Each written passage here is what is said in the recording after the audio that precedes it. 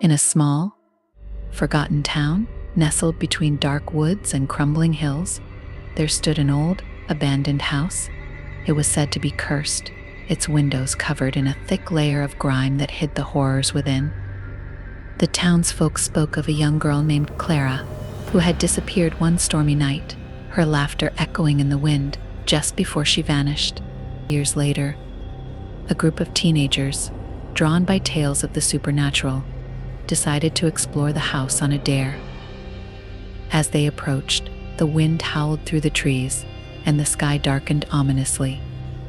They pushed the creaking door open, revealing a dusty foyer filled with shadows and cobwebs. Inside, the air was stale, and every step they took stirred the dust like ghostly whispers.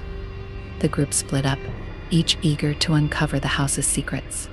Sarah and Jake headed towards the kitchen, while Emily and Tom made their way upstairs. As Sarah rummaged through old cabinets, Jake stared at a cracked mirror hanging crookedly on the wall. He leaned closer, mesmerized by the murky reflection. Suddenly, he saw a flicker of movement behind him, a flash of white, like a dress. He spun around, but the room was empty. Shaking it off, he returned to the mirror. But this time, his reflection smiled back at him, even though he hadn't. "Dude, you okay?" Sarah called from the kitchen. Jake nodded, but his heart raced. He couldn't shake the feeling that someone or something was watching him. Upstairs, Emily and Tom discovered a bedroom untouched by time. The walls were lined with faded photographs of Clara, her eyes bright and full of life. But in every picture, there was an unsettling presence lurking in the background, a shadow that seemed to grow darker with each image. "Do you think Clara's spirit is still here?" Emily whispered, shivering as she felt a chill creep up her spine. Tom shrugged, attempting to lighten the mood. "Just old legends. Let's check out the attic." As they climbed the narrow staircase, the atmosphere thickened. The attic door creaked open, revealing a space filled with old toys and forgotten memories. In the center stood a large, ornate mirror, its surface smooth and shiny despite the dust surrounding it. "Look at this," Tom exclaimed, moving closer. As he touched the frame, he felt a sudden jolt, like electricity coursing through him. The mirror shimmered, and to his shock, he saw Clara standing behind him, her eyes wide with fear. Emily gasped. But when she looked at the mirror, Clara was gone. The room felt heavier, suffocating. "We should go," Emily urged, backing away downstairs. Jake felt a strange compulsion to return to the mirror. As he stood before it, he heard a soft voice whispering his name. "Jake, help me." He was drawn in, entranced by the reflection that no longer showed his own face but Clara's.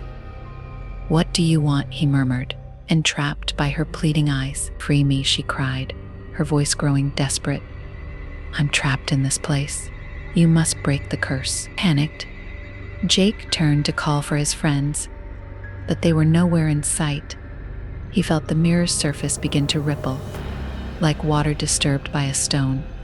Clara reached out, her hand pressing against the glass. Jake felt an overwhelming urge to touch her, to save her. But just then, a cold breeze swept through the house, and shadows began to gather, swirling around him like a storm. "Leave," Clara screamed, her voice now echoing with a haunting finality. "Run." Jake stumbled back, the mirror shattering as he fell. Glass exploded around him, and in an instant the room darkened.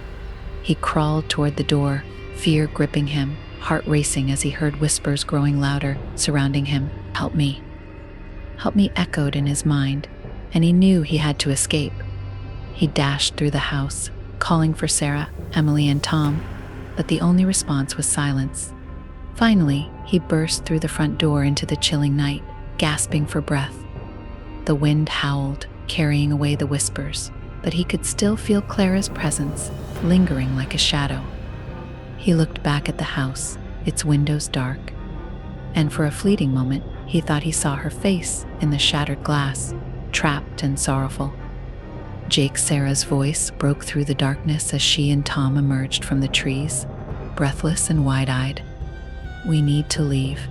They ran, never looking back, hearts pounding as the cursed house loomed behind them. The stories would continue, whispers in the wind about the girl in the mirror, forever waiting for someone to break her curse, forever reaching out for help.